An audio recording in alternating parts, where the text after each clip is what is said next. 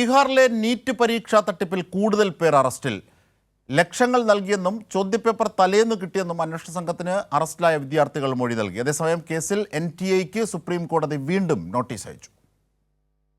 NEET തട്ടിപ്പുമായി ബന്ധപ്പെട്ട് ബീഹാറിൽ 4 വിദ്യാർത്ഥികൾ കൂടി അറസ്റ്റിലായി.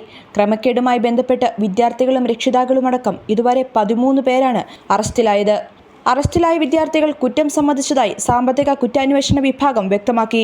ലക്ഷങ്ങൾ നൽകിയെന്നും ചോദ്യപേപ്പർ തലേന്ന് കിട്ടിയെന്നുമാണ് വിദ്യാർത്ഥികൾ അന്വേഷണ സംഘത്തോട് വെളിപ്പെടുത്തിയത്. ദാനാപൂർ മുനിസിപ്പാലിറ്റിയിലെ മുൻ എഞ്ചിനീയറായ സിക്കന്ദർ യാദവേന്ദുവാണ് മുഖ്യ സൂത്രധാരൻ. ഓരോ വിദ്യാർത്ഥിയിൽ നിന്നും 30 ലക്ഷം രൂപ വാങ്ങി പരീക്ഷയുടെ തലേദിവസം ചോദ്യപേപ്പർ ചോർത്തി നൽകുകയായിരുന്നു. അതിനിടെ നീറ്റ് പരീക്ഷാ ക്രമക്കേടുമായി ബന്ധപ്പെട്ട് വിവിധ ഹൈക്കോടതികളിലുള്ള ഹർജികൾ സുപ്രീം കോടതിയിലേക്ക് മാറ്റണമെന്ന NTA-യുടെ ആവശ്യത്തിൽ കക്ഷികൾക്ക് സുപ്രീം കോടതി നോട്ടീസ് അയച്ചു. കേസുമായി ബന്ധപ്പെട്ട് ഹൈക്കോടതിയിലുള്ള നടപടികളും സുപ്രീം കോടതി സ്റ്റേ ചെയ്തു. കൗൺസിലിംഗ് നടപടിക്രമങ്ങൾ നിർത്തിവെക്കില്ലെന്ന് ആവർത്തിച്ച സുപ്രീം കോടതി പരീക്ഷാ ക്രമക്കേടുമായി ബന്ധപ്പെട്ടുള്ള ഹർജികൾ ജൂലൈ 8-ന് പരിഗണിക്കുമെന്നും അറിയിച്ചു. അതേസമയം വിഷയത്തിൽ പ്രതിഷേധം ശക്തമാക്കാനൊരുങ്ങുകയാണ് പ്രതിപക്ഷം. രാഹുൽ ഗാന്ധിയും പ്രിയങ്ക ഗാന്ധിയും നീറ്റ് പരീക്ഷാർത്ഥികളുമായി കൂടിക്കാഴ്ച നടത്തിയേക്കും. കൈരളി ന്യൂസ്, ദില്ലി.